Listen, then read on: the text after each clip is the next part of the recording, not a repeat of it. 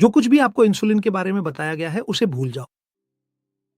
ये कोई चाबी नहीं है, न ही कोई विनम्र संदेशवाहक है, और आपके शरीर के युद्ध क्षेत्र में इंसुलिन एक कठोर तरल सर्जेंट की तरह काम करती है, जिसके पास आपके गुर्दों के लिए सीधा आदेश होता है। वह उन्हें कहती है, सोडियम को रोको और पानी को बंधक बना लो। यही वह कारण है जिसकी वजह से अक्सर आपको सूजन महसूस होती है, और यही वह कारण भी है जिसकी वजह से कभी-कभी तुम्हारा चेहरा और तुम्हारी टांगें एक चलते फिरते सूजन जैसे लग सकते हैं, जबकि तुम्हारा दिमाग धीमी गति से काम कर रहा होता है। संभव है कि तुम्हारा वितरण तंत्र पहले ही ढह चुका हो या ढहने के कगार पर हो, और मैं तुम्हें इसके साथ जुड़ी जैविक विरोधाभास के बारे में भी बताने जा रहा हूं, जो यह सब तुम्हारे लिए पैदा करता है। तुम्हें ऐसा लगता है कि तुम हफ्तों में अपनी जिंदगी के साल खो रहे हो, और तुम्हें कोई ऐसा नहीं मिल रहा जो तुम्हें भौतिकी के आधार पर समझा सके कि तुम्हारे साथ क्या हो रहा है। लेकिन बात सिर्फ इतनी ही नहीं है। असल में ऐसा भी हो सकता है कि तुम्हारी नसों में लीटरों पानी घूम रहा हो, और फिर भी तुम्हारे कोशिकीय स्तर पर शरीर में पानी की कमी हो। इस विशेष प्रक्रिया को, जिसे मैं स्पंज प्रभाव कहकर पुकारता हूं, तुम्हारा खून शक्कर से संतृप्त है, और एक असली हार्मोनल तानाशाह के आदेशों के तहत ये एक ऐसे चुंबक में बदल गया है जो तुम्हारी कोशिकाओं से जीवन को चूस लेता है, जब तक कि वे किशमिश की तरह सिकुड़ न जाएं। और क्या तुम जानना चाहते हो कि यह सब क्यों होता है? क्योंकि तुम्हारी कोशिकाओं ने अपना महत्वपूर्ण आयतन खो दिया है, और उनकी आंतरिक व्यवस्था या तो फटने वाली है या पहले ही फट चुकी है। अगर पिछले वीडियो में हमने देखा था कि कैसे शक्कर तुम्हारे तारों को पिघला देती है, तो आज हम देखेंगे कि कैसे इंसुलिन एक ऑस्मोटिक तानाशाही को जन्म देती है। और मैं तुम्हें विस्तार से समझाऊंगा कि इसका असल मतलब क्या है, ताकि तुम इसे अच्छे से समझ सको। लेकिन ध्यान देना, मैं तुम्हारे लिए सिर्फ उस चीज का निदान नहीं लाया हूं जो एक आपदा हो सकती है या है। आज मैं तुम्हारे लिए सुरक्षा कवच की इंजीनियरिंग के नक्शे भी लाया हूं कि तुम खुद को कैसे बचा सकते हो।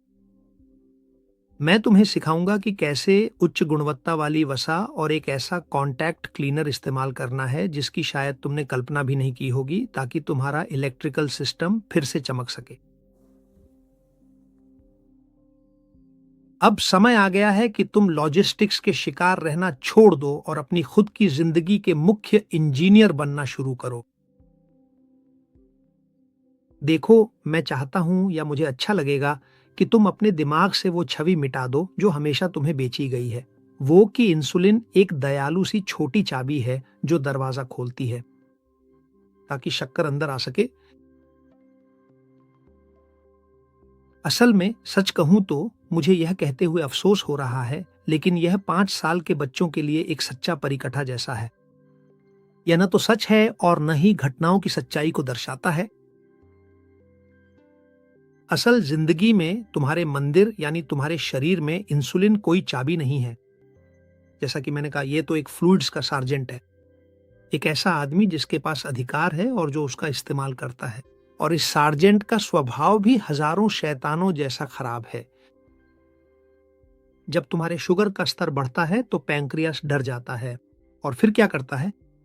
वह इस सार्जेंट को भेजता है ताकि वह व्यवस्था बनाए, या दूसरे शब्दों में कहें और ताकि तुम बेहतर समझ सको, पैंक्रियास इंसुलिन छोड़ता है। लेकिन ध्यान दो, क्योंकि सार्जेंट सिर्फ तुम्हारी मांसपेशियों के पास नहीं जाता, वह सीधे तुम्हारी किडनियों के पास जाता है, नियंत्रण केंद्र के सामने खड़ा हो जाता है और चिल्लाता है, यहां कोई भी सोडियम बाहर नहीं निकालेगा, हैच बंद कर दो। डॉक्टर बेंजामिन बिकमैन इसे अपने अध्ययन में बहुत शानदार तरीके से समझाते हैं, जिसका शीर्षक है वाई वी गेट सिक, या स्पेनिश में पुर के इन्फर्मामोस। लेकिन ताकि तुम समझ सको कि मैं जो कह रहा हूं उसका कितना महत्व है, उससे पहले मुझे तुम्हें बताने दो कि यह आदमी कौन है। डॉक्टर बिकमैन कोई डाइट्स के प्रचारक नहीं है, वह ब्रिघम यंग विश्वविद्यालय में प्रोफेसर हैं और उनके पास बायोएनर्जेटिक्स में डॉक्टरेट है। यानी वह एक ऐसे इंजीनियर हैं जो यह अध्ययन करते हैं कि तुम्हारी कोशिकाओं के भीतर ऊर्जा कैसे बहती है या कैसे बहना बंद कर देती है। बिकमैन ने अपना जीवन यह साबित करने में समर्पित किया है कि इंसुलिन वास्तव में तुम्हारे मेटाबॉलिज्म का असली मास्टर गवर्नर है, और जब यह गवर्नर अपना संतुलन खो देता है तो यह बस उसी कठोर तरल पदार्थों के सार्जेंट में बदल जाता है जिसके बारे में मैंने अभी अभी तुम्हें बताया था। उनके शोध के अनुसार जब इंसुलिन लगातार ऊंचा रहता है तो यह क्या करता है? सबसे पहले यह तुम्हारे गुर्दों को अपने कब्जे में ले लेता है। यह एक सीधी रासायनिक आज्ञा देता है ताकि तुम्हारे गुर्दे सोडियम को छानना बंद कर दें और उसे फिर से अवशोषित कर लें। और इसी दौरान तुम पहले से जानते हो कि भौतिकी में जहां सोडियम होता है वहां पानी बस चिपका ही रहता है। दूसरा, यह तुम्हारी भट्टियों को ब्लॉक कर देता है। ऊंची इंसुलिन इसे निष्क्रिय कर देती है। तुम्हारी माइटोकॉन्ड्रिया की सफेद चर्बी जलाने की क्षमता को मूल रूप से यह सार्जेंट जो करता है वह यह है कि वह तुम्हारे ऊर्जा भंडार के दरवाजे को वेल्ड कर देता है ताकि तुम 1 ग्राम भी चर्बी बाहर न निकाल सको। तीसरा, यह विद्युत बहरापन पैदा करता है। बिग बैंग का कहना है कि संकेतों की यह लगातार बमबारी ही आखिरकार तुम्हारी कोशिकाओं के रिसेप्टर्स को जला देती है और उन्हें अलग थलग कर देती है, जिससे वे स्पष्ट निर्देश प्राप्त करने में असमर्थ हो जाती हैं। तो जब तुम्हारे गुर्दे बिग बैंग के आदेश पर, खैर यह एक मजाक है, बिग द्वारा वर्णित इंसुलिन के आदेश पर नमक छोड़ना बंद कर देते हैं क्योंकि उन्हें ब्लॉक कर दिया गया है, तब क्या होता है? बहुत सरल है, सोडियम तुम्हारे खून में जमा होने लगता है और यहीं पर भौतिकी सच में गंभीर हो जाती है। क्या तुम जानते हो कि पानी क्या करता है जब वह देखता है कि खून में नमक जमा हो रहा है? वह पागल हो जाता है। उस पल में सार्जेंट अपने रेशमी दस्ताने उतार देता है और एक तानाशाह बन जाता है जो तुम्हारे आंतरिक माध्यम की मोलैरिटी को बदल देता है, और यहीं से तुम्हारी असली थकान की समस्या शुरू होती है। इसे आम भाषा में एक असली ऑस्मोटिक तबाही कहा जाता है। यह समझने के लिए कि ऐसा क्यों होता है, अब हम कल्पना करेंगे। कल्पना करो कि तुम्हारी कोशिकाएं छोटी छोटी मछलियों की टंकियों जैसी हैं जो एक तरह के जादुई पानी से भरी हुई हैं, जो पूरी तरह से व्यवस्थित है। वह व्यवस्थित पानी वही तरल क्रिस्टल है जिसके बारे में मैंने तुम्हें अपने अन्य वीडियो में बताया था। तो मछली घर के बाहर और उसे घेरते हुए रक्त प्रवाह है। और अब जो तुम देखने जा रहे हो, यह प्रक्रिया एकदम सही मायनों में अपहरण ही है। वे तुम्हारी अपनी कोशिकाओं के अंदर का सारा पानी धीरे धीरे चुरा लेंगे और यहीं इस बिंदु पर पहुंचकर मुझे एक पल रुककर तुम्हें तरल पदार्थों की भौतिकी का एक अटूट नियम समझाना होगा, क्योंकि अराजकता को समझने के लिए सबसे पहले नियम को जानना बहुत जरूरी है। यह नियम एक शोधकर्ता जैकबस हेनरिक्स वॉन्ट हॉफ द्वारा खोजा गया था, और ऐसा मत सोचो कि वह कोई साधारण सिद्धांतकार था। मैं तुम्हें उस व्यक्ति के बारे में बता रहा हूं जिसने 1901 में इतिहास का पहला रसायन विज्ञान का नोबेल पुरस्कार जीता था। वॉन्ट हॉफ वह इंजीनियर थे जिन्होंने हमें यह समझने के नक्शे दिए कि रासायनिक विलयन कैसे व्यवहार करते हैं।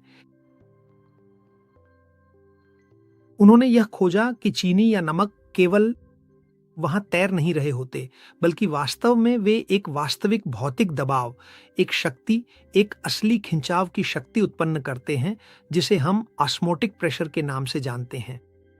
और ताकि आप इस प्रक्रिया को आसानी से समझ सकें, आप एक झिल्ली को अपनी कोशिकाओं की एक सुरक्षात्मक दीवार की तरह सोच सकते हैं, जो एक अवरोध की तरह पानी के 2 अलग अलग हिस्सों को एक दूसरे से अलग करती है। अगर एक तरफ पानी शुद्ध है और दूसरी तरफ उसमें किसी चीज की उच्च सांद्रता है, जैसे कि नमक, चीनी या प्रोटीन, तो क्या होता है? एक ऐसी प्रक्रिया होती है जो वास्तव में अपने आप होती है। जिस तरफ सांद्रता अधिक होती है, वह कम सांद्रता वाले हिस्से से पानी को खींचना शुरू कर देता है और इस खींचने वाली शक्ति को ऑस्मोटिक प्रेशर कहा जाता है। वैन गॉग द्वारा छोड़ी गई समीकरण में से आज हमारे लिए सिर्फ एक छोटा सा हिस्सा महत्वपूर्ण है और वह है मोलैरिटी। बायोफिजिकल इंजीनियरिंग में मोलैरिटी बस सांद्रता को मापने का एक तरीका है। यह कुछ ऐसा है जैसे 1 लीटर द्रव में घुली हुई नमक या चीनी के कणों की संख्या। जितनी अधिक कण द्रव में घुले होते हैं, उतनी ही अधिक खींचने की शक्ति होती है। तुम मोलैरिटी को किसी भी रासायनिक द्रव की प्यास के एक विशेष स्तर के रूप में आसानी से सोच सकते हो। जितनी अधिक मोलैरिटी, उतने ही अधिक प्यासे कण होते हैं। और वैन गॉग का नियम पूरी तरह से कठोर है। पानी हमेशा वहीं जाता है जहां मोलैरिटी अधिक होती है, हमेशा जहां मोलैरिटी अधिक होती है।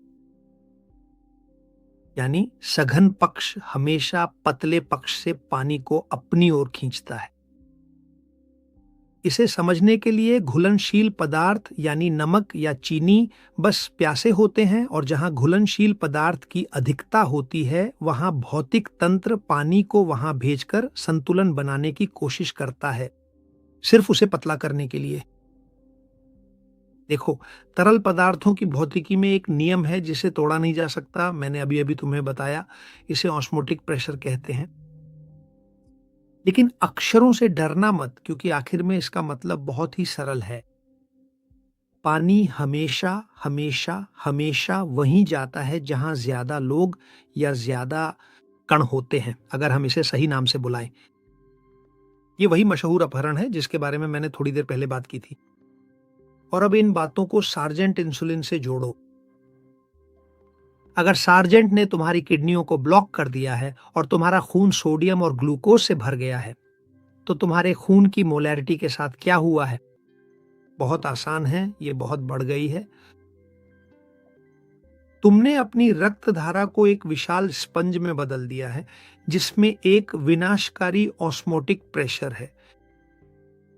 और तुम्हें क्या लगता है कि वह स्पंज पानी कहां से लेता है? तुम्हारी कोशिकाओं के अंदर से। तुम्हारे खून में मौजूद चीनी और नमक यही करते हैं, वे तुम्हारी एक्वेरियम जैसी कोशिकाओं से पानी चूसना शुरू कर देते हैं। यह कुछ ऐसा है जैसे एक वैक्यूम इफेक्ट बनना शुरू हो जाए। तुम्हारी कोशिकाएं सिकुड़ने लगती हैं, सूख जाती हैं, अपना जरूरी आकार खो देती हैं और उन किशमिशों की तरह हो जाती हैं जो धूप में मेज पर पड़ी पड़ी सूख जाती हैं। अंदरूनी तौर पर एक जबरदस्त सूखा पैदा हो जाता है और इसी दौरान तुम्हें बाहर से लगता है कि तुम्हारे पास हर जगह पानी ही पानी है। क्या तुम्हें इस समस्या का एहसास है? सर्जेंट इंसुलिन सिर्फ शुगर को जमा नहीं करता, असल में वह तुम्हारे खून की मोलैरिटी को इस तरह बदलता है कि वह एक चुंबक बन जाए जो तुम्हारे तरल क्रिस्टल से जीवन को चुरा लेगा।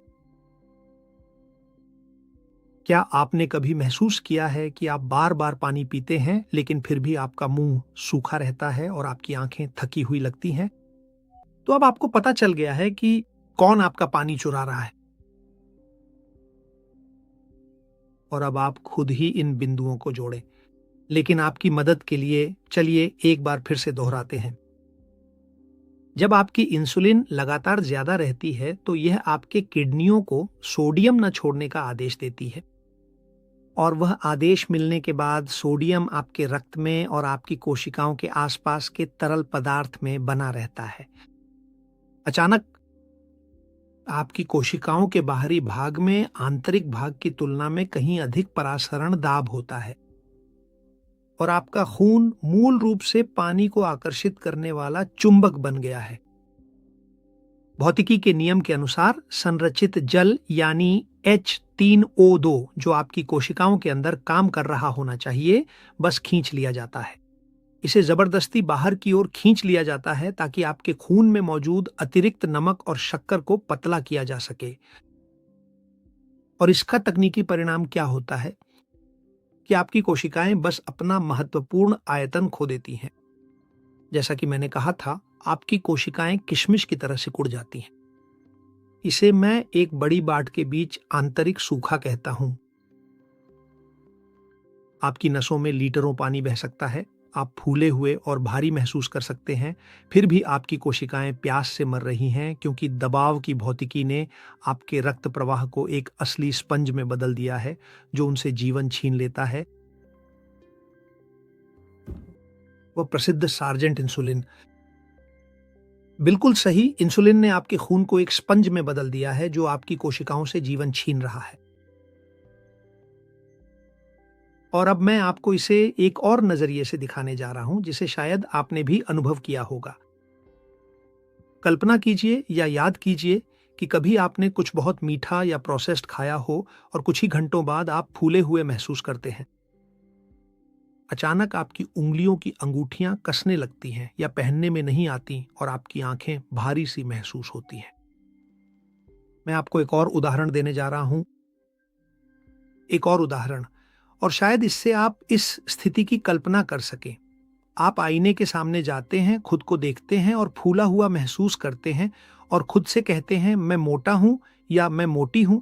लेकिन नहीं, आप मोटे या मोटी नहीं हैं, बल्कि आप पूरी तरह से पानी से भरे हुए हैं। आपकी आंतरिक पाइपलाइन प्रणाली ढह रही है। देखिए, जैसे खून ने कोशिकाओं से पानी छीन लिया है, वह पानी अब ठीक से पाइपों के जरिए वापस नहीं जा सकता। और वह क्या करता है? वह वहीं बीच में, जिसे हम इंटरस्टिशियल स्पेस कहते हैं, पड़ा रह जाता है। ये खराब गुणवत्ता का पानी है, तरल H2O, जो आपकी कैथेड्रल के अंदर है, और ये चर्बी नहीं है। ये बस अव्यवस्थित पानी है और अराजक है जो ऊर्जा ले जाने के काम नहीं आता। आपकी कोशिकाएं वहां हैं, प्यास से मरी जा रही हैं, थोड़ी सी हाइड्रेशन के लिए चिल्ला रही हैं, जबकि कुछ ही मिलीमीटर दूर उन्हें एक गंदे पानी का दलदल मिलता है जो उन्हें घुटन महसूस करा रहा है। यह तो जैसे अंतिम अपमान है। आपकी कैथेड्रल में छत से पानी टपक रहा है, तहखाना छत तक पानी से भरा हुआ है, और फिर भी बालकनी के पौधे मर रहे हैं क्योंकि उन्हें एक बूंद भी पानी नहीं मिल रही। जो मैं आपको बता रहा हूं, जैसा कि आप खुद भी सोच रहे होंगे, यह एक असली लॉजिस्टिक पागलपन है। लेकिन बात सिर्फ इतनी ही नहीं है। इसके अलावा, और मेरे लिए यह सबसे गंभीर बात है, यह इंजीनियरिंग का अंतिम अपमान है। अंदर से आप सूखे हुए हैं और बाहर से पानी में डूबे हुए हैं। चूंकि आपकी कोशिकाओं ने अपना वोल्टेज खो दिया है और उनके पास H3O2 नहीं है जो धक्का दे सके, वह पानी वहीं भारी होकर जमा रहता है और आपके ऊतकों में सूजन लाता है। अचानक आपकी कैथेड्रल की पाइपलाइनें टूट गई हैं और पूरा तहखाना पानी से भर गया है। लेकिन साथ ही खंभे और दीवारें नमी की कमी के कारण दरक रही हैं। अगर आपको लगता है कि ये आपकी हाइड्रेशन के लिए बुरा है, तो जरा देखिए ये तबाही आपकी एंटेना के साथ क्या करती है, क्योंकि ये उन्हें बहरा बना रही है। इसे समझने में आपकी मदद करने के लिए सोचिए कि आप अपने घर में हैं और कोई ठीक आपके पड़ोसी के पास, पड़ोसी या कोई भी जो सड़क पर है, 24 घंटे बिना रुके मेगाफोन से चिल्ला रहा है और वह आपके पास नहीं है। शुरुआत में जाहिर है ये आपको परेशान करता है, फिर आप गुस्सा हो जाते हैं और आखिर में जब आपको लगता है कि आप कुछ नहीं कर सकते, तो आप क्या करते हैं? तो आप हेडफोन लगा लेते हैं, पर्दे बंद कर लेते हैं और तहखाने में छुप जाते हैं। और इसका मतलब ये नहीं है कि आप कोई अकेला या अजीब इंसान हैं, या कि जो आप कर रहे हैं वह है अपनी मानसिक सेहत की रक्षा करना। अब मैं तुम्हें वही बात थोड़े और तकनीकी शब्दों में बताने जा रहा हूं ताकि तुम उस जैव भौतिकी को समझ सको जिसके बारे में मैं बात कर रहा हूं, इस आपदा की। इंसुलिन के काम करने के लिए उसे एक रिसेप्टर में फिट होना चाहिए जो कोशिका की झिल्ली पर होता है। लेकिन क्या होता है जब वह झिल्ली पिघल जाती है? शक्कर के कारण, और उसमें सही वसा की परत नहीं होती। तो बहुत सीधी सी बात है, रिसेप्टर बहरा हो जाता है, विद्युत संकेत बस प्रसारित नहीं हो पाता। और यही ठीक वही है जो तुम्हारी कोशिका करती है जब इंसुलिन हर समय ऊंचा रहता है। देखो, सार्जेंट चिल्लाना बंद नहीं करता और तब कोशिका फैसला करती है।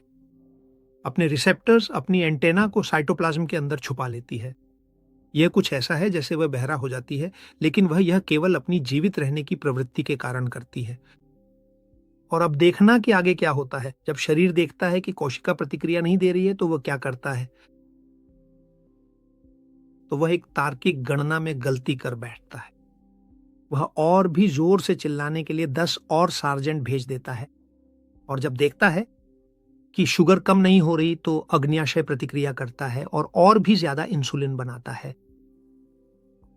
लेकिन ज्यादा इंसुलिन का मतलब है ज्यादा सोडियम का रुकना, और ज्यादा सोडियम, जैसा कि तुम पहले ही वैन गॉग के नियम से जानते हो, इसका मतलब है कौशिकीय पानी की और ज्यादा चोरी।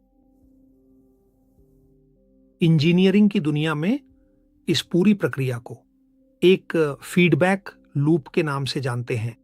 सकारात्मक, विनाशकारी। सिस्टम उस समस्या को ठीक करने की कोशिश करता है जो शुगर के कारण पैदा हुई है, और ऐसा करते हुए वह एक और भी बड़ी समस्या पैदा कर देता है, कॉस्मोटिक पतन और गहरी हाइड्रेशन की कमी। इसे अच्छी तरह समझ लो, क्योंकि इसमें बहुत भ्रम और कई गलत धारणाएं हैं। इंसुलिन प्रतिरोध। धन्यवाद। इंसुलिन प्रतिरोध कोई मेटाबॉलिक बीमारी नहीं है जो बदकिस्मती से हो जाती है। अगर तुम्हें ऐसा बताया गया है और तुम यही मानते हो, तो यह बहुत बड़ी गलती है। असल में यह सिर्फ तुम्हारी कोशिका की एक तरह की हड़ताल है, ताकि वह इतनी ज्यादा इलेक्ट्रिक हलचल से पागल ना हो जाए। ये झिल्ली में कंडक्टिविटी की विफलता है।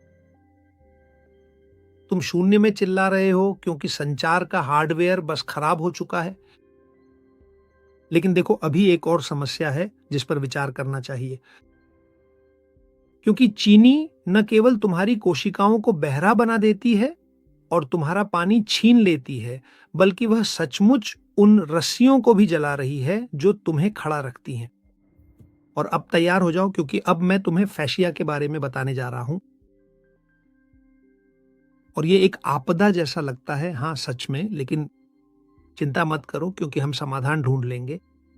हाँ, लेकिन इस बीच और इस संभावित आपदा को पूरी तरह समझने के लिए मुझे तुम्हें यह बताना होगा कि तुम खुद को कैसे संभालते हो। देखो, प्राचीन चिकित्सा कहती थी कि तुम एक तरह की बैटरी या ईंटों के ढेर जैसे हो, एक के ऊपर एक हड्डियां रखी हुई हैं। लेकिन असलियत यह है कि यह सच नहीं है, ये एक बहुत बड़ा झूठ है। ये तुम्हारे वास्तविकता नहीं है, डिजाइन की। बायोफिजिक्स में हम दीवारें नहीं हैं, बल्कि हम साइकिल के पहिए की तरह हैं, जिसमें हड्डियां, एटने और घेरा। लेकिन जो तुम्हें मजबूती देता है और सच में घूमने की क्षमता देता है, वे हैं पहिए के स्पोक्स, जो हमेशा एक स्थिर तनाव में रहते हैं। यही वह संरचना है जो ऊर्जा को वितरित करती है, और तुम्हारे शरीर में वे स्पोक्स हैं।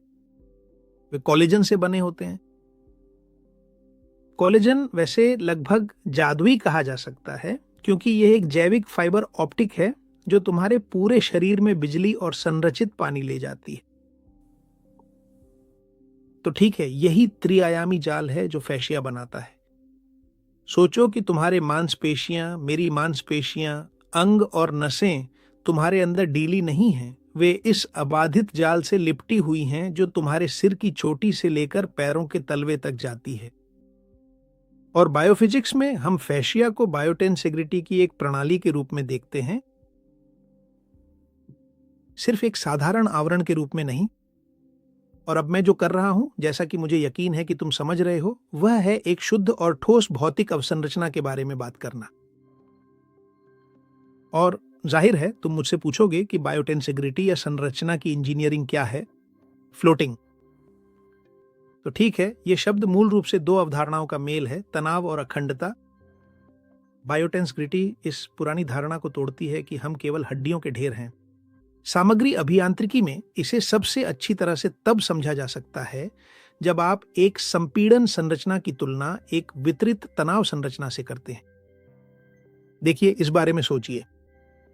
ईंट की दीवार पर उस दीवार की मजबूती उसकी प्रत्येक ईंट पर निर्भर करती है, इस बात पर कि प्रत्येक ईंट अपने नीचे वाली ईंट के ऊपर स्थित है। अगर आप नींव से एक ईंट हटा दें तो भार दूसरी ओर चला जाता है और दीवार में दरार आ जाती है या वह गिर जाती है। इसे ही एक सतत संपीड़न प्रणाली कहा जाता है और प्राचीन चिकित्सा यही मानती थी। धन्यवाद। जैसा कि मैंने पहले कहा कि शरीर भी ऐसा ही है कि खोपड़ी कशेरुकाओं पर टिकी है, कशेरुकाएं कूल्हे पर और कूल्हा पैरों पर, लेकिन यह महज एक डिजाइन की खामी थी। उस साइकिल के पहिए के बारे में फिर से सोचें, जिसके बारे में मैं अभी थोड़ी देर पहले बात कर रहा था। केंद्रीय धुरी, जिसे हब कहते हैं, न तो जमीन पर टिकी होती है और न ही नीचे की तीलियों पर टिकी होती है। अक्षय, सभी तीलियों में निरंतर तनाव होने के कारण यह केंद्र में निलंबित रहता है। एक पहिए में जब आप साइकिल चला रहे होते हैं और किसी गड्ढे से गुजरते हैं तो वह ताकत पहिया खुद नहीं सोखता। सिर्फ वह तील जो जमीन को छूती है, उसकी ताकत तुरंत पूरे पहिए में बंट जाती है। तो यही है बायोटेंसेग्रिटी। मूल रूप से यह एक संरचनात्मक अखंडता है जो जाल की तन्यता पर निर्भर करती है, न कि सामग्री के ढेर पर। फेशिया केवल वजन को सहारा नहीं देती, बल्कि यह वास्तव में एक कोलेजनस बाह्य कोशिकीय मैट्रिक्स है जो एक पाइजोइलेक्ट्रिक मचान की तरह काम करती है।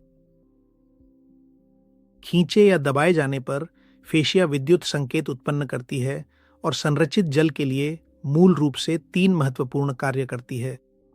पहला यह है कि यह तुम्हारे लिए एक कंटेनर है।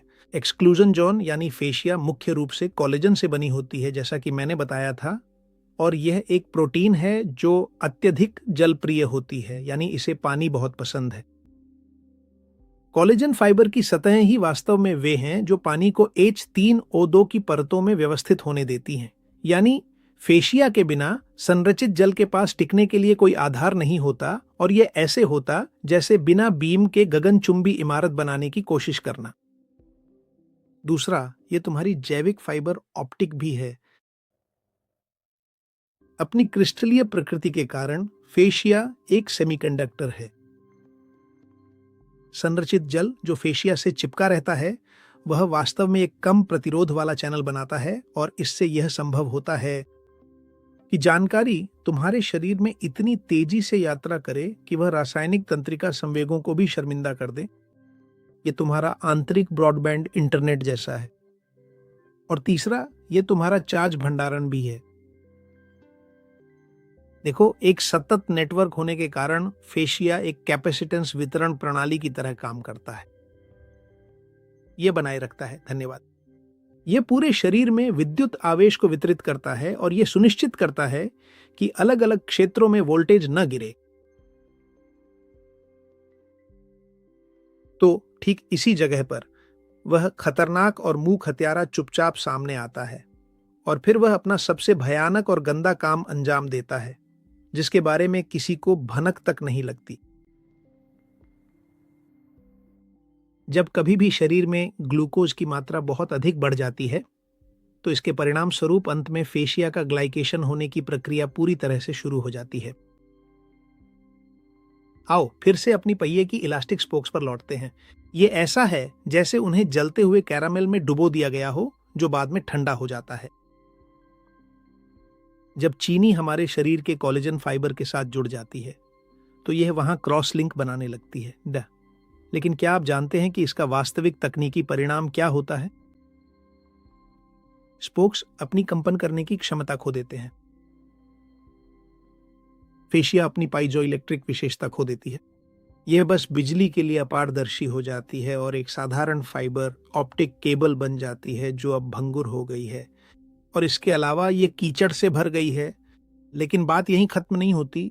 इसके अलावा तुम्हारी संरचना कठोर हो जाती है और खींचने या झटका सोखने के बजाय वह पहिए का स्पोक, जिसे मैंने उदाहरण के तौर पर बताया था, कैरामेलाइज्ड होकर भंगुर हो जाता है, और पहले ही गड्ढे अचानक हरकत या तनाव में स्पोक झुकता नहीं है और टूट जाता है। पूरे पहिए का तनाव असंतुलित हो जाता है और तुम्हारा गिरजाघर लड़खड़ाने लगता है। लेकिन अभी और भी है। इस सब का परिणाम यह होता है कि तुम्हारा पानी बिना किसी आधार के रह जाता है। संरचित पानी यानी H3O2 अब उस सतह से चिपक नहीं सकता जो अब कैरामेलाइज्ड सतह बन चुकी है। जब तुम सीधे और बिना किसी सुरक्षा के चीनी खाते हो तो असल में तुम अपनी ही गिरजाघर की दीवारों और बीमों को जला रहे होते हो। तुमने उच्च इंजीनियरिंग वाली एक लचीली संरचना को सस्ते कांच की एक कठोर कवच में बदल दिया है, जो पहली ही दबाव की चोट में टूट जाएगी। चीनी ने उस गोंद को घोल दिया है जो तुम्हारे पानी और संरचना को जोड़े रखता था एक साथ। लेकिन ध्यान दो, मेरी बात ध्यान से सुनो, क्योंकि मैं यहां गिरावट की पुष्टि करने के लिए नहीं हूं। इसमें मेरी कोई रुचि नहीं है। मैं यहां सुरक्षा कवच को मजबूत करने के लिए हूं। अगर हम सिर्फ नुकसानों पर ही रुक जाएं, तो यह तुम्हारी मरणासन्न जीवन शक्ति की एक पोस्टमार्टम बनकर रह जाएगी। लेकिन इंजीनियरिंग में जब कोई सामग्री फेल हो जाती है तो हम अफसोस नहीं करते। हम जो करते हैं वह यह है कि हम एक बेहतर सामग्री की तलाश करते हैं। और इस पूरे प्रलयकारी विनाश को देखकर जो मैंने अभी तुम्हें दिखाया है, मुझे लगता है कि तुम्हारे मन में यही सवाल उठ रहा होगा, लेकिन देखो, क्या वाकई किसी ऐसी विद्युत नेटवर्क को फिर से बनाया जा सकता है जिसे कैरामेलाइज कर दिया गया हो? क्या हम किसी ऐसी कोशिका को उसकी संप्रभुता वापस दे सकते हैं जो किशमिश की तरह सिकुड़ गई हो? तो फिर ठीक है, इसका सही जवाब होने वाला है एक बहुत ही दमदार और शानदार हाँ। लेकिन जरा रुकिए, हम इसे इस तरह से बिल्कुल भी नहीं करेंगे। इच्छा शक्ति से नहीं, हम इसे सामग्री विज्ञान की मदद से करेंगे। हम जो करने जा रहे हैं वह है एक ऐसा कवच लगाना जिसे चीनी चाहे जितनी भी कोशिश कर ले भौतिक रूप से घोल ना सके। और इसी के साथ मैं तुम्हें डाइलेक्ट्रिक शील्डिंग इंजीनियरिंग में स्वागत करता हूं। और यहीं पर हम रसायन विज्ञान के शिकार होना बंद कर देते हैं और आखिरकार हम कैपेसिटेंस के उस्ताद बन जाते हैं। देखो, हमने पहले ही देखा है कि तुम्हारी हर एक कोशिका एक बैटरी है, लेकिन इलेक्ट्रिकल इंजीनियरिंग में ताकि एक बैटरी अपनी चार्ज बनाए रखे और पहली ही बार में डिस्चार्ज ना हो जाए उसे, और यह बात हम पहले भी कई बार कर चुके हैं, एक डाइलेक्ट्रिक की जरूरत होती है। और भले ही हमने इस पर बात की है, मैं तुम्हें फिर याद दिला देता हूं। डाइलेक्ट्रिक यह एक ऐसा पदार्थ है जो बिजली का संचार नहीं करता, लेकिन इसके आर पार एक विद्युत क्षेत्र स्थापित होने देता है। यही वह इंसुलेटर है जो सफलता और असफलता के बीच की दीवार बनाता है। अगर इंसुलेटर खराब है तो चार्ज बाहर निकल जाता है, लेकिन अगर इंसुलेटर उच्च गुणवत्ता का है तो सेल -70 मिलीवोल्ट तक का वोल्टेज बनाए रख सकती है, -90 मिलीवोल्ट तक बिना किसी प्रयास के। देखो, तुम्हारी सेल झिल्ली असल में एक जैविक कंडेंसर है और यह लिक्विड्स की एक द्विस्तरीय परत यानी वसा की बनी होती है। तो अब ध्यान दो, क्योंकि यहीं पर सारी बात की कुंजी छुपी है। उस वसा की गुणवत्ता ही तुम्हारे सिस्टम की कैपेसिटेंस तय करेगी,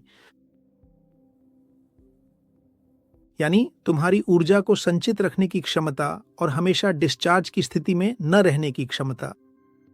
लेकिन ध्यान रहे, क्योंकि इस कंडेंसर यानी तुम्हारी झिल्ली पर एक चौकीदार या दरबान होता है जो देखता है और तय करता है कि ऊर्जा अंदर जाकर संचित होगी या बाहर रहकर इस्तेमाल होगी। और यहीं हम वापस आते हैं इंसुलिन पर। वो चौकीदार है सार्जेंट। इंसुलिन, अगर वसा की परत को एक दीवार के रूप में देखा जाए तो इंसुलिन वही तत्व है जो यह निर्धारित करता है कि वह दीवार का दरवाजा खुला रहेगा, बंद रहेगा या फिर पूरी तरह से सील रहेगा। और यहीं पर, इसी खास बिंदु पर, पारंपरिक पोषण, वही पोषण संबंधी सलाह जो तुम अक्सर डॉक्टर के क्लिनिक के प्रतीक्षालय में रखी पत्रिकाओं में पढ़ते हो, अपनी सबसे बड़ी और सबसे महत्वपूर्ण डिजाइन की गलती करता है। क्योंकि तुम्हें हमेशा यही बताया गया है कि वसा बस वसा है, यानी फैट सिर्फ फैट है, लेकिन असलियत में यह सच नहीं है। इसमें और भी कई बातें छुपी हुई हैं।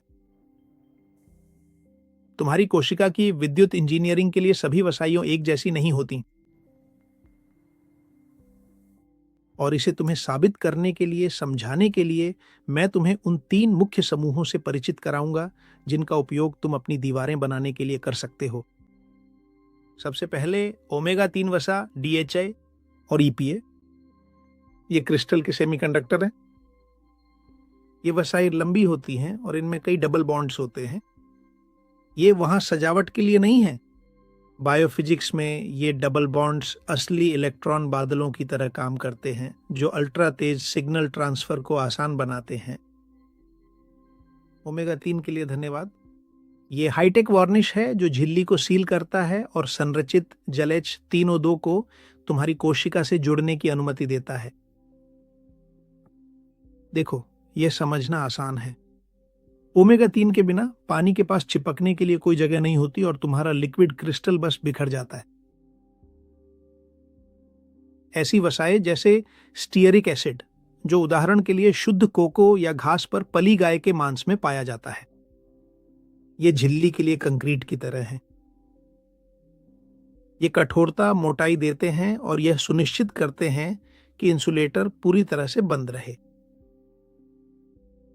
अगर तुम्हारी झिल्ली बहुत ज्यादा तरल है क्योंकि तुम सिर्फ वनस्पति तेलों का सेवन करते हो, तो चार्ज दीवारों से रिस जाता है। इसलिए इसे ध्यान में रखो, तुम्हें जरूरत है संतृप्त वसाओं की मजबूती की, ताकि सकारात्मक और नकारात्मक चार्ज पूरी तरह से अलग अलग बने रहें। और अब मुझे तुम्हें ट्रांस फैट्स और बीजों के तेलों के इन गंभीर खतरों के बारे में विस्तार से जानकारी देनी है। ये जले हुए प्लास्टिक की तरह हैं, ये दुश्मन है। देखो, ये है प्रोसेस्ड वसाओं की आणविक संरचना मुड़ी तुड़ी होती है। जब तुम्हारी कोशिका झिल्ली की मरम्मत के लिए बेताब होकर इन्हें इस्तेमाल करने की कोशिश करती है, तो असलियत में यह ऐसा है जैसे तुम एक पुराने और जले हुए इंसुलेशन टेप से हाई वोल्टेज केबल को ठीक करने की कोशिश कर रहे हो। परमिटिविटी बदल जाती है, प्रतिरोध बढ़ जाता है और कोशिका बस इलेक्ट्रिक रूप से भारी हो जाती है। और अब यकीनन तुम ये भी सोच रहे होगे, क्यों? क्या अच्छी गुणवत्ता वाली वसाएं मुझे शुगर से बचाती हैं? और यही है सुरक्षा का मास्टर की।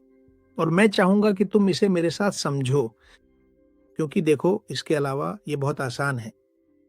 तुम हैरान भी हो जाओगे कि ये कितना आसान है, क्योंकि ये सब एक बुनियादी रसायन शास्त्र के नियम से निकलता है, जिसके बारे में मुझे पूरा यकीन है कि हाँ, तुमने स्कूल में सीखा था, लेकिन किसी ने तुम्हें यह नहीं बताया कि यह तुम्हारी सेहत के लिए भी उतना ही सही और लागू होता है। तेल और पानी आपस में नहीं मिलते। जब तुम्हारी झिल्ली उच्च गुणवत्ता वाले फॉस्फोलिपिड्स से संतृप्त होती है और तुम्हारी कोशिका के चारों ओर एक सुरक्षात्मक वसा की परत होती है, तो तुमने बस एक आदर्श जल विरोधी बाधा बना दी है, चीनी। जैसा कि तुम जानते हो और जैसा कि मैंने तुम्हें पहले बताया है, एक कैओट्रॉप है। यह जल प्रेमी है, पानी को पसंद करता है और हाइड्रोजन चुराने के लिए बेताबी से उसे खोजता है। और जो तुमने किया है वह है एक ऐसा दरवाजा लगाना जिसे वह पार नहीं कर सकता। लेकिन फिर भी अगर कोई सुरक्षा कवच नहीं है, तो चीनी सीधे पहुंच जाती है तुम्हारे एक्सक्लूजन जोन के तरल क्रिस्टल H3O2 तक और उसे ऐसे पिघला देती है जैसे वह कोई तेजाब हो। और एक बार फिर जाहिर है, तुम सोच रहे होगे कि अगर तेल की दीवार इतनी शक्तिशाली है, तो फिर चीनी अंदर कैसे आती है? हमें ऊर्जा देने के लिए, क्योंकि हमें भी उस ऊर्जा की जरूरत होती है। और यहीं पर एक्सेस इंजीनियरिंग यानी जी-अलर्ट ट्रांसपोर्टर काम में आते हैं। तुम इन्हें स्मार्ट कस्टम ऑफिस की तरह समझो। ये वे प्रोटीन हैं जो विशेष लोडिंग डॉक की तरह काम करते हैं।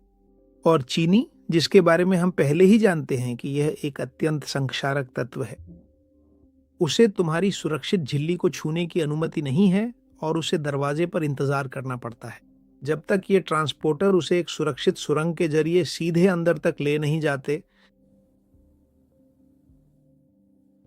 यही फर्क है एक बेकाबू आग और एक साधारण आपूर्ति डिलीवरी के बीच, जो उच्च सुरक्षा निगरानी में होती है।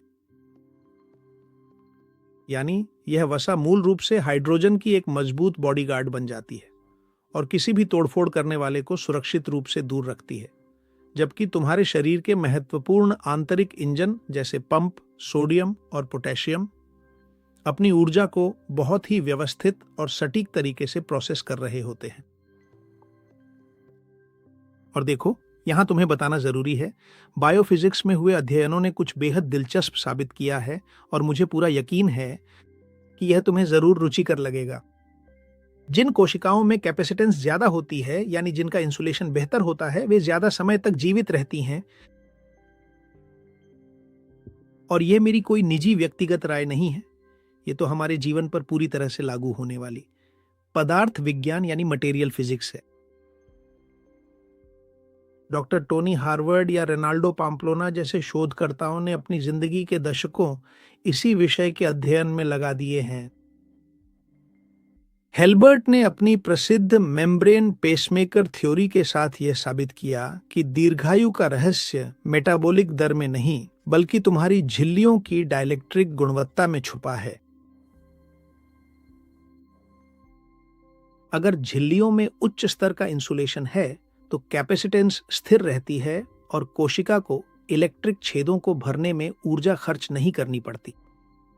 देखो ये कितना सरल है, यानी वे कम ऑक्सीडेटिव तनाव झेलती हैं और अधिक समय तक जीवित रहती हैं।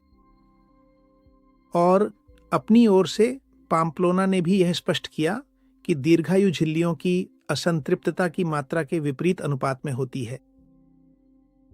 यानी अगर तुम दोषपूर्ण कंडक्टर प्रोसेस्ड फैट्स डालते हो तो चार्ज वो बाहर निकल जाएगी। और यहां मैं एक छोटी सी टिप्पणी करना चाहूंगा। जब मैं तुमसे कहता हूं कि अधिक कैपेसिटेंस का मतलब कम ऑक्सीडेटिव तनाव है, तो मैं असल में किस बारे में बात कर रहा हूं? ये मूल रूप से विद्युत क्षेत्र में स्थिरता के बारे में है। और अब तुम देखोगे कि मैंने यह छोटी सी टिप्पणी क्यों की थी, क्योंकि ऐसा करने से मुझे विषय वस्तु का दायरा थोड़ा और बढ़ाने और एक संक्षिप्त विषयांतर करने की अनुमति मिलती है। मुझे लगता है कि जो लोग उम्रदराज हैं उन्हें यह विषयांतर पसंद आएगा।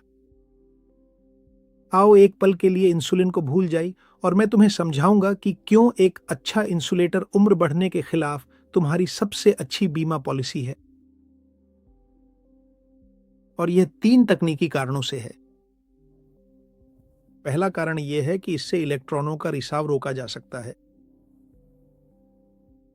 एक ऐसी कोशिका में जिसकी धारिता कम हो, यानी जिसकी झिल्ली पतली हो या घटिया गुणवत्ता की वसा से बनी हो, विद्युत क्षेत्र अस्थिर होता है, जैसा कि हमने पहले देखा है।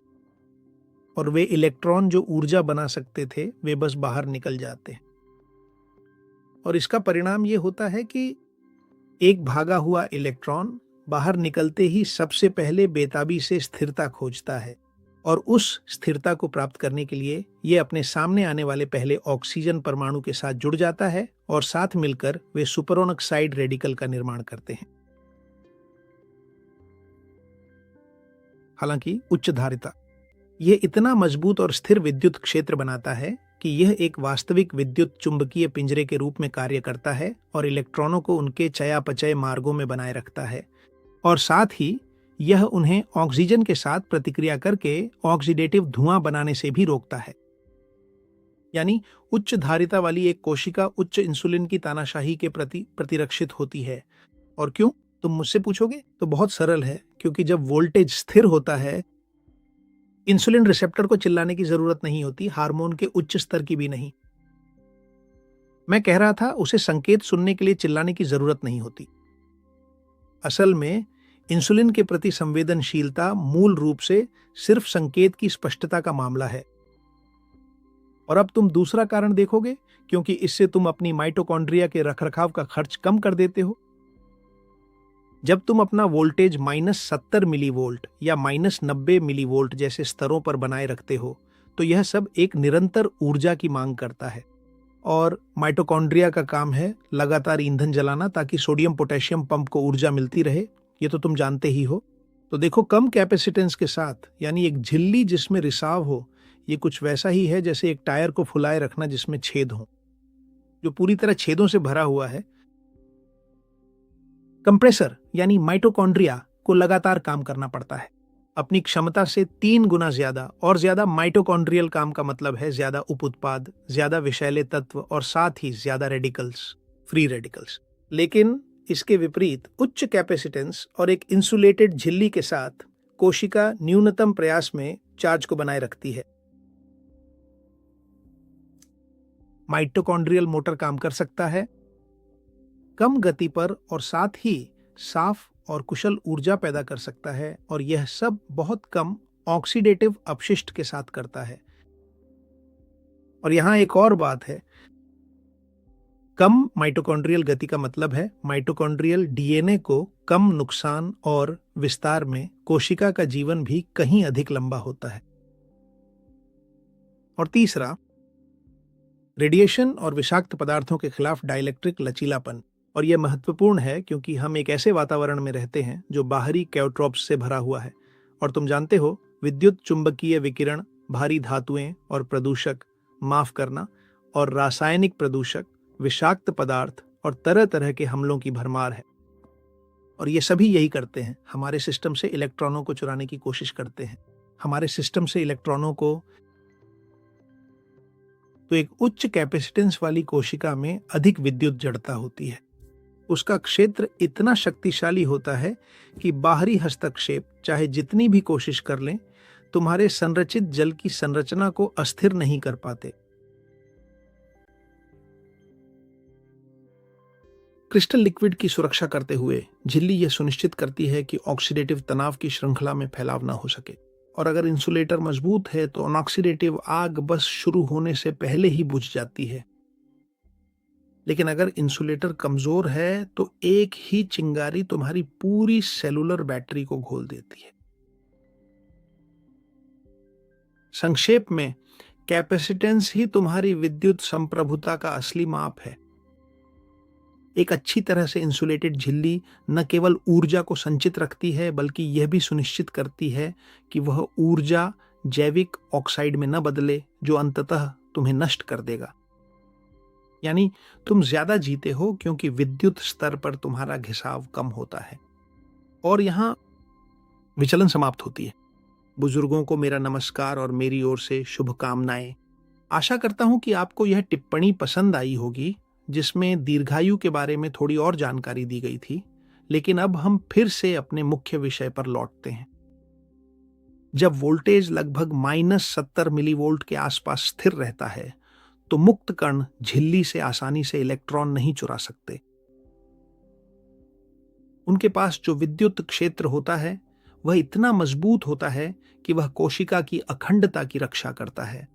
संक्षेप में कहें तो उच्च गुणवत्ता वाली वसा खाना वास्तव में समय खरीदने जैसा है। जो तुम कर रहे हो वह अपनी गिरजाघर की सुरक्षा को मजबूत करना है, ताकि शक्कर के उस आणविक युद्ध से तुम्हारी दीवारें गिर न सकें। देखो, यह कितना महत्वपूर्ण है। लेकिन मेरी बात ध्यान से सुनो, क्योंकि यह भी बहुत जरूरी है। इंजीनियरिंग में उच्च गुणवत्ता वाला कोई भी पदार्थ बेकार है अगर उसे गलत समय पर इस्तेमाल किया जाए। अगर किसी हिस्से को एसिड ने पहले ही जंग लगाना शुरू कर दिया है तो उस पर वार्निश करने का कोई फायदा नहीं। यानी इस खामोश कातिल के खिलाफ यह जंग जीतने के लिए हमें पहले से ही तोड़फोड़ से आगे रहना होगा। हम यह इंतजार नहीं करेंगे कि शक्कर तुम्हारे सिस्टम में घुसे, फिर देखें कि समस्या को कैसे संभालें। हम जो करने जा रहे हैं वह यह है कि हम पहले से ही जमीन तैयार करेंगे, ताकि जब वह कातिल आए और अंदर घुसने की कोशिश करे तो उसे कहीं भी कोई दरार न मिले जिससे वह घुस सके। अब से हम यह देखना बंद कर देंगे कि वह हमें कैसे हमला करता है और वोल्टेज की भौतिकी से लड़ाई की लॉजिस्टिक्स पर आ जाएंगे। और यही मैं तुम्हें तुम्हारी अपनी जैविक संप्रभुता के संचालन मैनुअल में स्वागत करता हूं। इंजीनियरिंग में जब हमें पता होता है कि कोई संक्षारक तरल जैसे बैटरी का एसिड या फल की शक्कर किसी सटीक पाइपलाइन से होकर गुजरेगा तो हम बस देखते नहीं रहते। इसके गुजरने से पहले हम एक एपॉक्सी कोटिंग लगाते हैं और इस तरह धातु की सुरक्षा करते हैं।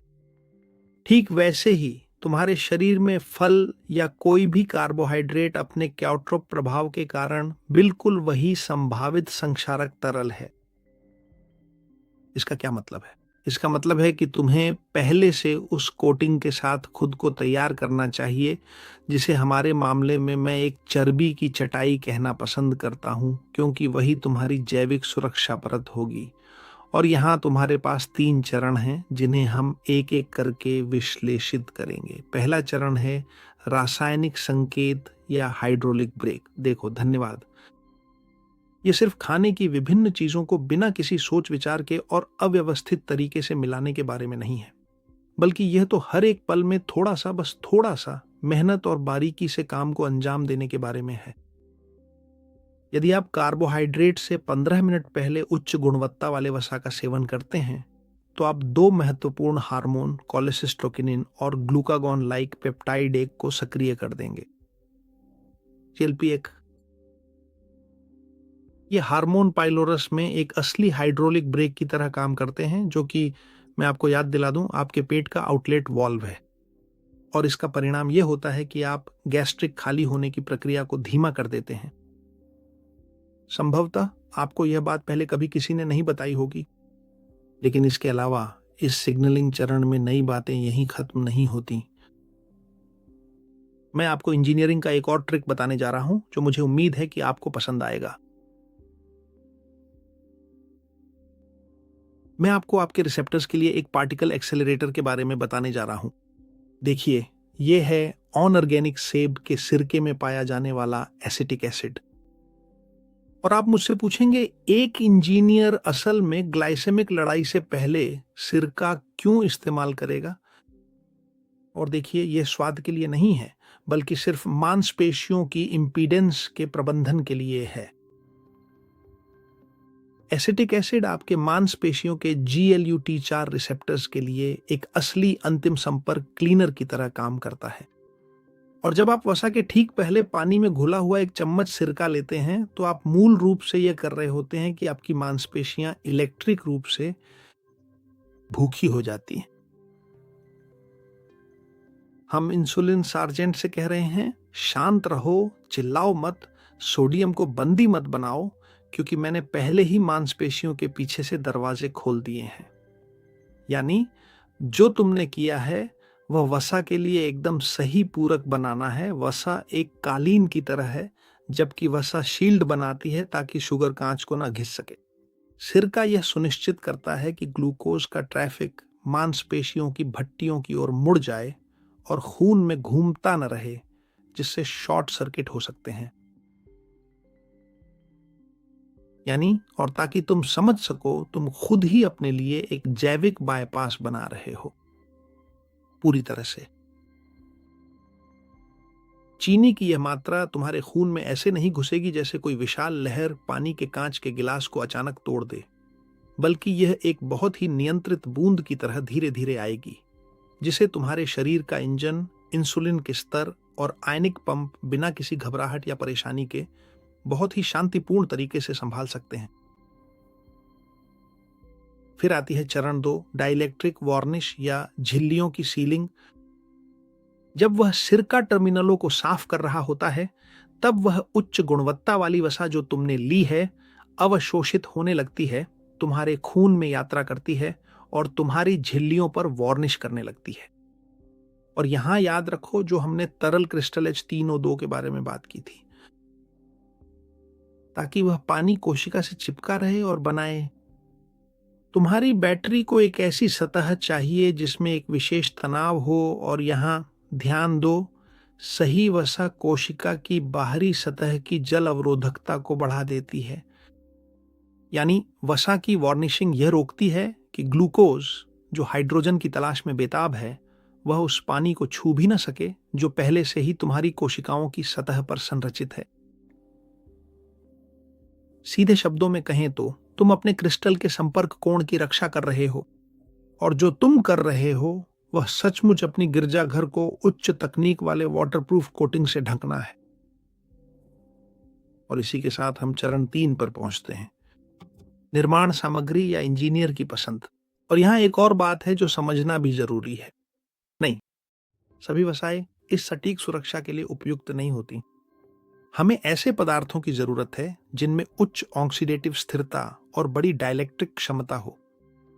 और मैं तुम्हें कुछ सबसे महत्वपूर्ण विकल्प बताने जा रहा हूं ताकि तुम अपनी व्यक्तिगत कार्य योजना बना सको। सबसे पहली चीज है चिया और अलसी के बीज, जो ओमेगा 3 के लिए जैसे कंक्रीट की तरह है। लेकिन एक बात जरूरी है, इन्हें ताजा पीसकर ही लेना चाहिए, क्योंकि अगर तुम इन्हें साबुत खाओगे तो इनकी सेल्यूलोज की परत पूरी तरह अभेद्य होती है और ये अपना तेल नहीं छोड़ेंगी। हालांकि पीसने पर ये अल्फा लिनोलेनिक एसिड छोड़ते हैं जो झिल्ली के नेटवर्क के छिद्रों की मरम्मत करता है। दूसरा है ओलिक एसिड जो मूल रूप से एक्स्ट्रा वर्जिन ऑलिव ऑयल और एवोकाडो में पाया जाता है। ये हैं मुख्य लुब्रिकेंट्स क्योंकि ये एक्वापोरिन्स यानी पानी के सुरंगों को लचीला लेकिन सील बंद बनाए रखने में मदद करते हैं। कच्चा एक्स्ट्रा वर्जिन ऑलिव ऑयल इसके अलावा पॉलीफेनोल्स भी प्रदान करता है जो बलिदानी एंटीऑक्सीडेंट के रूप में कार्य करते हैं, झिल्ली की वसा को अनऑक्सीकरण से बचाते हैं जब चीनी गुजरती है। और तीसरा मीडियम चेन ट्राइग्लिसराइड्स। ये उदाहरण के लिए नारियल तेल या घास पर पली गाय के मक्खन में पाए जाते हैं और इन्हें भारी पाचन की आवश्यकता नहीं होती क्योंकि ये सीधे माइटोकॉन्ड्रिया में जाते हैं ताकि यह सुनिश्चित किया जा सके कि अगर चीनी सिस्टम को नुकसान पहुंचाने की कोशिश भी करे तो भी पावर हाउस के पास बैकअप ऊर्जा की आपूर्ति हो ताकि सोडियम पोटेशियम पंप चालू और काम करता रहे। तो ठीक है, अब हम यहां पर इस बिंदु पर आ पहुंचे हैं जहां हमें ठोस और स्पष्ट निर्देशों के बारे में विस्तार से बात करनी है। यानी अब हम क्रियान्वयन प्रोटोकॉल के हर एक चरण को एक एक करके विस्तार से समझेंगे। और शुरू करने से पहले एक बात और देखो, ताकि तुम्हारा गिरजाघर अभेद्य रहे, यह बात हमेशा याद रखो कि कारकों का क्रम वाकई परिणाम को बदल देता है। आइए शुरू करते हैं। सबसे पहले ढाल। अपनी सुरक्षा की खुराक लें। उदाहरण के लिए 2 चम्मच पिसी हुई चिया थोड़े से पुनर्जीवित पानी में, या आधा एवोकाडो सेल्टिक नमक के साथ, या उच्च गुणवत्ता वाले एक्स्ट्रा वर्जिन ऑलिव ऑयल का 1 चम्मच। वैसे मैं इसका फायदा उठाकर तुम्हें बताना और याद दिलाना चाहता हूं कि यह शुद्ध तरल सोना है। दूसरा, तुम्हें प्रतीक्षा का समय जरूर मानना है। जैसा कि मैंने पहले भी बताया है, 15 मिनट यह लगभग वह समय है जो वार्निश यानी हार्मोनल संकेत को मस्तिष्क और पेट तक पहुंचने में लगता है और इतना समय देता है कि वार्निश आंतों की उपकला में फैलना शुरू कर सके। और तीसरा, कार्बोहाइड्रेट का सेवन। एक बार वह समय बीत जाने के बाद आप अपनी फल या अपना खाना पूरी शांति से खा सकते हैं और आप खुद देखेंगे कि तृप्ति तुरंत मिलती है। और सबसे महत्वपूर्ण बात यही है, आप देखेंगे कि आपको 40 मिनट बाद थकावट या ब्लड प्रेशर में गिरावट महसूस नहीं होगी। और बस आपने जो किया है वह यह है कि आपने वोल्टेज को स्थिर बनाए रखा है, भले ही ग्लूकोज सिस्टम में प्रवेश कर गया हो। क्या आप समझते हैं कि यह कितना आसान है? सिर्फ फल खाना सूखे घास के ढेर में जलती तीली फेंकने जैसा है। अगर आप पहले वसा की परत बिछाते हैं तो आप सूखे घास के ढेर को एक सुरक्षात्मक तेल से भिगो रहे हैं। आप तीली फेंकते हैं लेकिन वह आग लगाने से पहले ही बुझ जाती है। हो सकता है कि मैंने इसे थोड़ा लंबा खींच दिया हो, लेकिन विस्तार से चर्चा करने के बाद आखिरकार हम इस ज्ञान खंड के अंतिम निष्कर्ष तथा रणनीतिक समापन पर पहुंच गए हैं। अब आप अपनी ऊर्जा के पतन के केवल एक निष्क्रिय दर्शक नहीं रहे, बल्कि अब आपके पास पूरा नक्शा है। यानी आप समझते हैं कि आप फल नहीं खा रहे हैं और न ही पानी पी रहे हैं। जो आप वास्तव में कर रहे हैं वह है अपनी कोशिकाओं की विद्युत अनुज्ञा को प्रोग्राम करना और अपनी झिल्लियों की धारिता को मजबूत करना। तो ताकि यह ज्ञान केवल सिद्धांत में न रह जाए और आपकी नसों में असली वोल्टेज बन जाए, मैं आपके दैनिक रखरखाव को 3 चरणों में संक्षेपित करने जा रहा हूं, जिन्हें मैं आपको जैविक संप्रभुता के रूप में प्रस्तावित करता हूं। पहला, सुबह के समय करने के लिए मलबा हटाना। यहां विचार यह है कि आप हाइपरहाइड्रेटर्स के साथ जागें, जो हैं खरबूजा, खीरा, अजवाइन या अनानास, और साथ में इलेक्ट्रॉनों की ढाल जो है नींबू और सेल्टिक नमक। आपका मिशन क्या है? सुबह के समय आपका उद्देश्य अपने ऊतकों की विद्युत प्रतिरोधकता को कम करना और नाइट्रिक ऑक्साइड के साथ सड़कों को चौड़ा करना है, ताकि आप जैविक दलदल को साफ कर सकें। यह मूल रूप से जमीन तैयार करने का समय है। इसके बाद चरण 2 आता है, जो है सुरक्षा और सीलिंग, जिसे दिन के मध्य में करना है। और यहीं पर आप आज जो कुछ हमने सीखा है उसे किसी भी भोजन से पहले लागू करते हैं। आप वसा की चटाई बिछाते हैं, पिसी हुई chia, extra virgin olive oil या एवोकाडो, क्योंकि यही वह डाइलेक्ट्रिक वार्निश है जो आपकी झिल्लियों को सील करेगा और सुनिश्चित करेगा कि चीनी आपके लिक्विड क्रिस्टल को न पिघला दे। इसके बाद हम संरचनात्मक चीजें लगाते हैं, जैसे एलोवेरा या नोपल, ताकि यह सुनिश्चित किया जा सके कि कैथेड्रल पूरी तरह से सील हो। फिर आता है चरण 3 यानी प्रज्वलन और ट्यूनिंग, जिसे शाम के समय करना है। सूरज ढलने पर आप अपने मेटाबॉलिक सेंसर्स को सक्रिय कर सकते हैं। याद रखिए, नाशपाती में बोरॉन और अखरोट का उदाहरण, ताकि आप अपने दिमाग की स्थैतिकता को साफ कर सकें। यह माइटोकॉन्ड्रियल ऑप्टिमाइजर्स का समय है, जैसे अनार या जंगली फल, ताकि तुम्हारी नई भट्टियां धन्यवाद कह सके।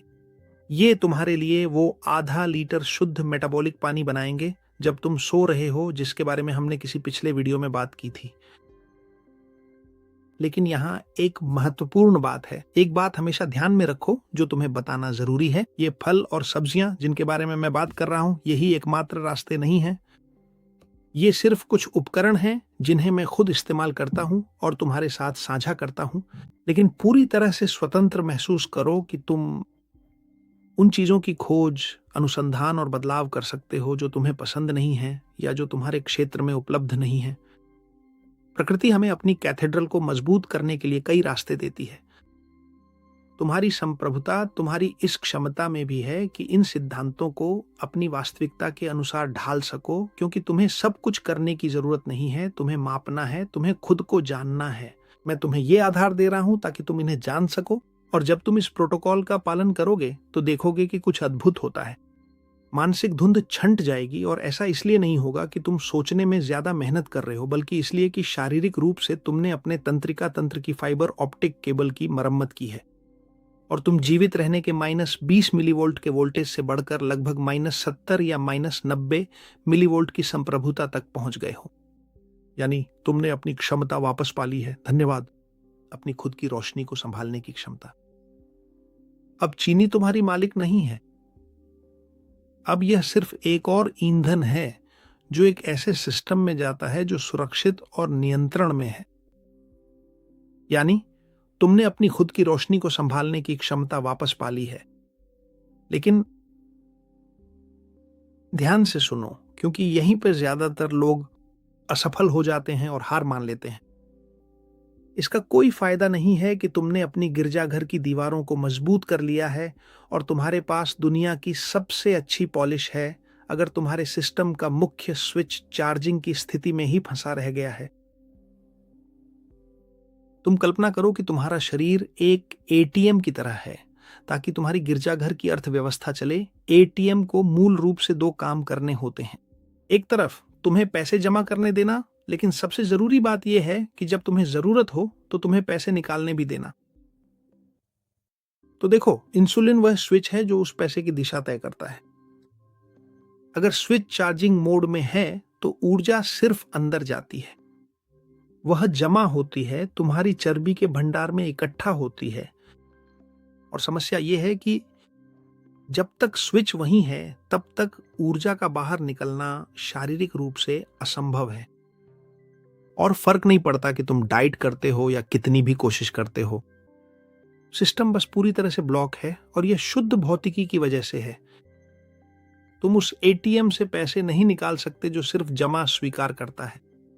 तो ठीक है, अगले वीडियो में हम अंदर जाएंगे मशीन रूम में, और मैं तुम्हें बहुत ही विस्तार से यह समझाने की कोशिश करूंगा कि आखिर तुम्हारी इंसुलिन चार्ज मोड में ही क्यों फंसी रह गई है। पूछतारी।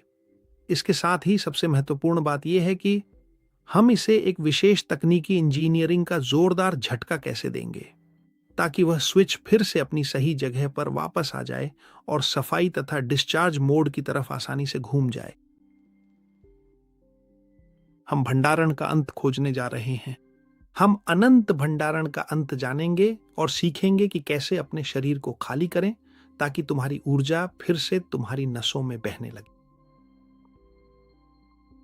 अगर तुम्हें यह वीडियो पसंद आया और तुम्हें लगता है कि यह दूसरों के लिए भी उपयोगी हो सकता है, तो अगर तुम इसे साझा करोगे तो तुम मेरा सच में बहुत बड़ा उपकार करोगे, क्योंकि इससे मैं इस महत्वपूर्ण ज्ञान को फैलाने में मदद करूंगा और दूसरों को उस पुरानी निर्जलीकरण से जगाने में मदद करूंगा जो अक्सर उन्हें सोए हुए रखती है। जैसा कि मैं हमेशा कहता हूं, आगे बढ़ो, हमेशा आगे बढ़ो। और मैं तुम्हारे कमेंट्स पढ़ूंगा।